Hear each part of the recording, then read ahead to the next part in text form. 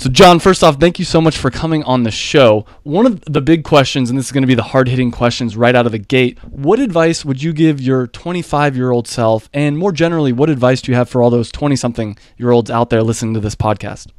First off, I'd say chill out, JLD. Like, you just take life too seriously. I believe that 15-year-olds do it, 20-year-olds do it, 25-year-olds do it. Here I am at 37. I'm still taking life too seriously. I mean, just chill out, honestly. Like, I just think we need to recognize that life is long. It's a marathon. It's not a sprint. I know in my 20s, I was so hard charging. So I made so many mistakes because I thought law school was going to be for me, and then corporate finance. And I was just miserable. But when I finally just chilled out and said, hey, like, let's just try something fun that can deliver some value. Like, for instance, podcasting in a closet. Like, why not? Let's do it. Let's have some fun. So it sounds like you might not have even listened to yourself. What could you have said to your 25-year-old self to actually get yourself to listen to your future self about chilling out? What I probably would have said was, listen, dude, read The Compound Effect, read The Slight Edge, recognize that this is a long journey that you're on. And it is you right now today doing the small things right every single day is going to get you to where you want to be, not tomorrow, not next month, not next year, but down the line. And that's what matters, because that quote by Dale Carnegie that I love, success and happiness is the gradual realization of a worthy ideal. And that's what we should be working towards, gradually realizing a worthy ideal. I love it. Do you have, actually riffing off that, what other top books do you recommend or do you gift the most? Well, I definitely just mentioned The Slight Edge by Jeff Olson and The Compound Effect by Darren Hardy. I think those are two phenomenal ones. To get a little more practical, I would say .com Secrets and Expert Secrets by Russell Brunson are two books that will really be like for you today. The first two books are kind of mindset and just really understanding that this is a marathon. The next two books are like how you can actually take specific action on a daily basis that is really going to move your business forward. So you've interviewed almost 2,000 entrepreneurs, probably even more than that. I'm sure that, some of them didn't get published. I know a lot of my listeners are interested in starting a business. I actually just started a new business, Performance Nut Butter, via Kickstarter. What advice would you have for someone like me in the early stages of a new business? And I know this is a broad question, but I'll say specifically about getting the word out there, marketing this new business. The worst thing you can do is fake it till you make it. I mean, that's just a term that I believe is really outdated. We should be 100% transparent with what we do. And that's why, for instance, you'll see me publishing my income reports so that I share every dollar that I make, how I made it, every dollar that I spent, how I spent it, every win that I've had, how I won, every loss that I had, why I lost. Like, I'm transparent. I take people on the journey with me. So for this new experiment that you're doing, with Kickstarter, et cetera, take people on a journey. Like, be honest, be transparent. Like, I don't know if this is going to work, but like, if it is, I'm going to need you on my team. Like, let's make this together. Like help me out. Like, let's go, let's do this, and be transparent. Like, admit what you don't know. Focus on what you do know, and kind of amplify that. And just keep taking one step forward every single day. And like, that's really the mindset I think that's going to make you win. And in your show, you always talk about, time when you failed. What are some of the common failures you see entrepreneurs making, and what kind of just mistakes you see entrepreneurs making in general? Well, I think all failures and mistakes are good because they can be lessons that are learned and you can really take a lot away from them. So I think maybe to start off with this, I would say the biggest mistakes and failures that I see entrepreneurs doing on a day-to-day basis is like dwelling on those things, because it's going to be part of the game. It's going to be part of your journey. You are going to fail. You're going to make mistakes. And I see so many entrepreneurs dwelling on those to the point that it puts them into a scarcity mindset, or they get fear because of X, Y, or Z, where instead they really should be saying, hey, this is it. This is part of the game. This is part of the journey. So what can I learn from this and move forward with these failures, with these mistakes that I'm making? So just having that mindset shift of like, oh, I just, effed up. Okay, well, that's part of it. So like, what can I learn from it? How can I shift? How can I pivot? How can I adjust and wake up tomorrow and drive forward? When you do fail and a failure comes up, which is inevitably going to happen, what can you tell yourself, or what kind of questions can you ask yourself to best learn from that experience? You can say like, what didn't work? And that sounds like a really simple question, but a lot of people like don't actually ever kind of dig into the reasons why. Like, they just be like, oh, that was a failure. Like, what do I do next? Like, dig into it. Like actually try to trace it back to the roots. And maybe, you can go back and have conversations with people who were involved in that process, people that didn't buy the product or didn't listen to the service or whatever that might be, and have conversations with them and say, hey, what'd you like about it? What didn't you like about it? And really just continue to mine for information. Like that one-on-one conversation that you have with one person could uncover the entire problem with everything that you have. And it might be something really small, or it might be something really big, but either way, you're now going to know. So the next time you decide to drive forward, you're going to have that knowledge and that toolkit to make sure that you don't make at least the same mistakes. You'll just be making different mistakes on the next go around.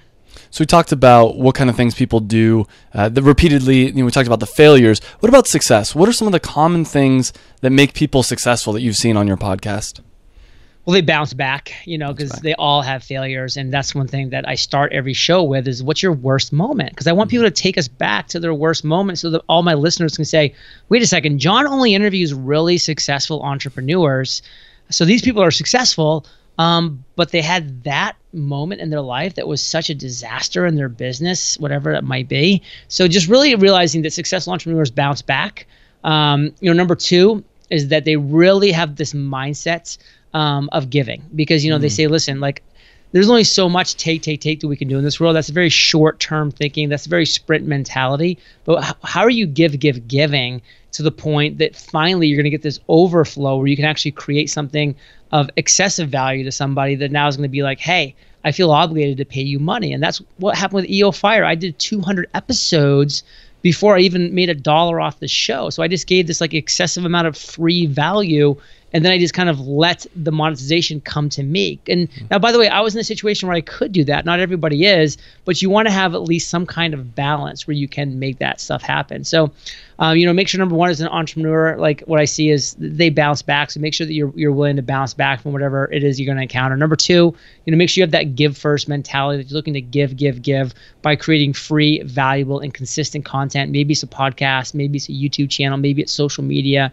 Instagram, Snapchat, fill in the blank. Maybe it's any of those things, but make sure you're giving that free, valuable, and consistent content. So when you talked about you didn't make $1 off your show until 200 episodes in, how did you grow the popularity of your show? Obviously great content, as you just talked about, but I know a lot of people out there that have great content and they complain because nobody's watching their stuff. How were you able to spread the word? So one thing I think we should talk about, because this has a factor in all successful entrepreneurial journeys, is luck.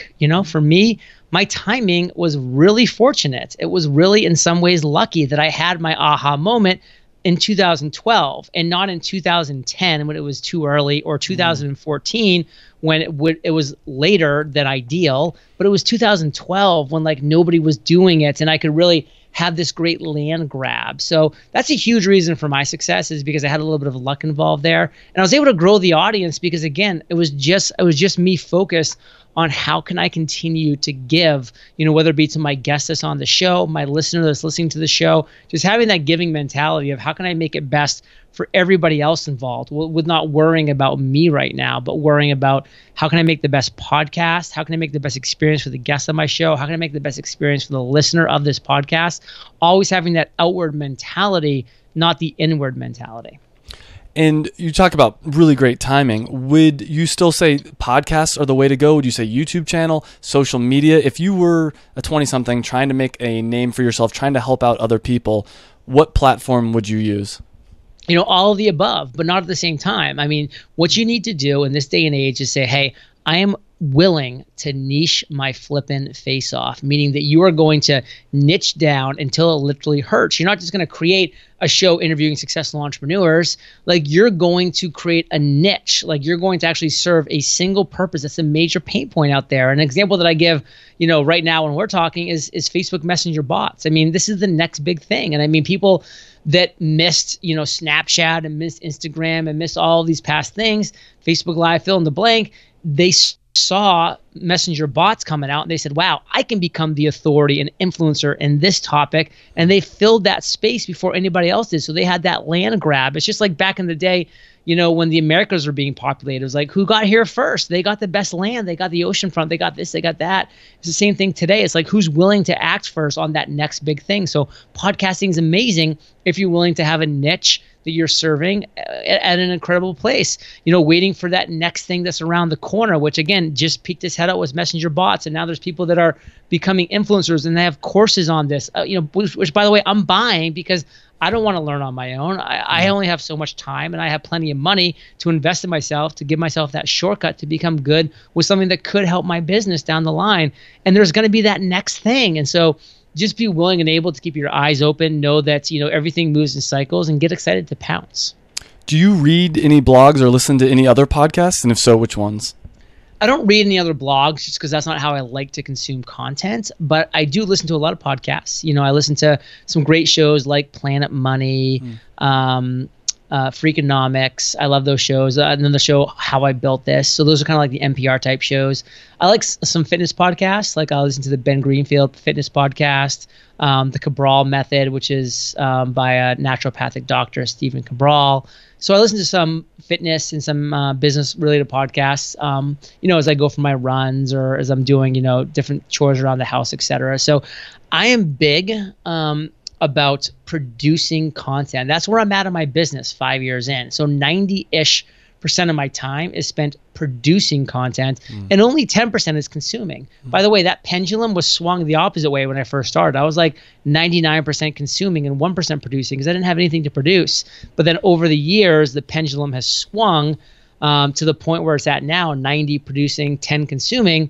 But I'll never get less than that because if you are going to remain relevant in this world, you have to stay cutting edge. You have to learn what's coming out. Again, that's why I'm educating myself right now with messenger bots. And, you know, who knows by the time this interview comes out or, you know, whatever, things might change. But, you know, you have to continue to learn and consume, but not at the expense of you producing content when you're at the time when you can and should be producing.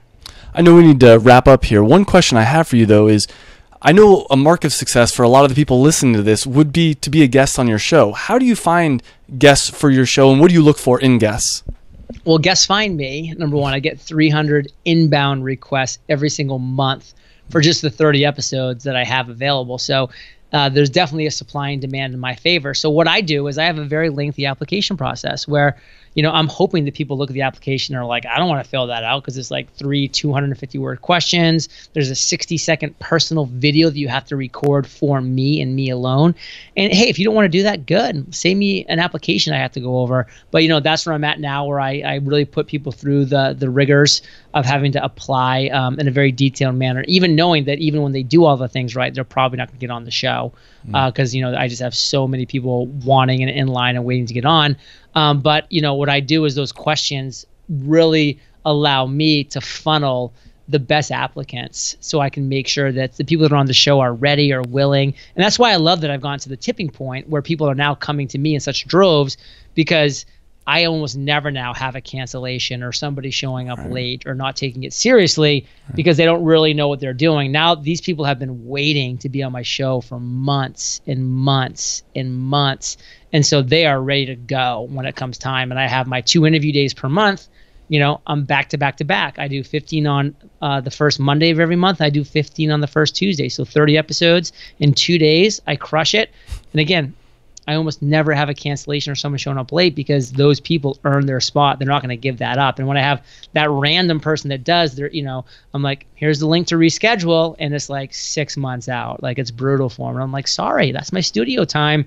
Like, you know, I didn't make that decision. You did. So that's where I've gone to. But again, it took a while. That was the tipping point. Absolutely. Well, John, I'll tell you right now, that is one of my goals, is to be successful enough to get on your show. I want to wrap up here. Where can people find out more about you and everything that you're doing? So all the magic happens at eofire.com. We have some great free, completely free courses for entrepreneurs, whether it's you want to learn how to podcast, do webinars, create your own funnels, accomplish goals. We have free courses for you at eofire.com. So come check it out. Awesome.